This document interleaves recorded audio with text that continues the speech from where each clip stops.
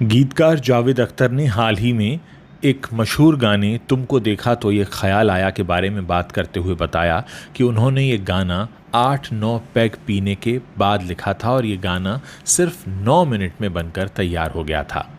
असल में जावेद अख्तर बता रहे थे कि उन्होंने कई सारे गाने ऐसे हैं जो सिर्फ 10 मिनट के अंदर अंदर लिखे हैं।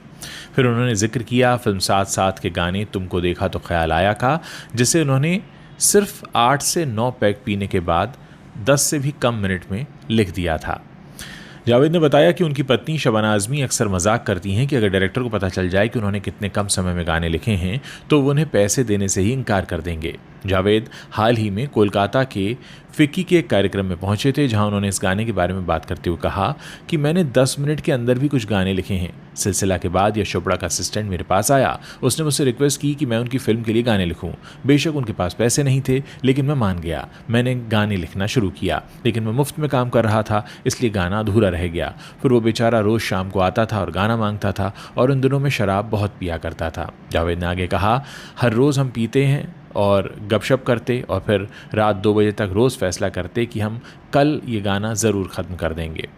जावेद कहते हैं कि मैं देर करता रहा, फिर एक रोज़ उस बेचारे ने मुझसे दोबारा पूछा। वो करीब आधी रात का समय था, हम 8 या 9 पैग पी चुके थे और मैंने उसी वक्त कागज़ और पेन मांगा और मैंने उस गाने को तुरंत ख़त्म करने का फ़ैसला किया।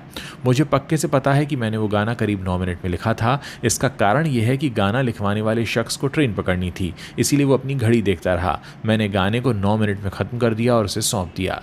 जगजीत सिंह ने गाना गाया था और वो गाना तुमको देखा तो ये ख्याल आया, ये गाना शायद रात में तकरीबन 12:30 बजे लिखा गया था, वो भी 8 या 9 पैग पीने के बाद। तो आगे आप जब भी कभी इस गाने को सुने या टीवी पर देखें तो जावेद अख्तर की इस बात को ज़रूर याद कीजिएगा कि ये गाना उन्होंने नशे की हालत में लिखा था, वो भी 10 से भी कम मिनट के समय में। वाकई बॉलीवुड की दुनिया अजीबोगरीब है और यहाँ अक्सर ऐसे किस्से कहानियाँ निकल कर आ जाते हैं जो हमें सोचने पर मजबूर कर देते हैं कि वाकई कुछ तो बात है बॉलीवुड में, जो ये हम सब के दिलों में इस तरह से उतरता चला जाता है।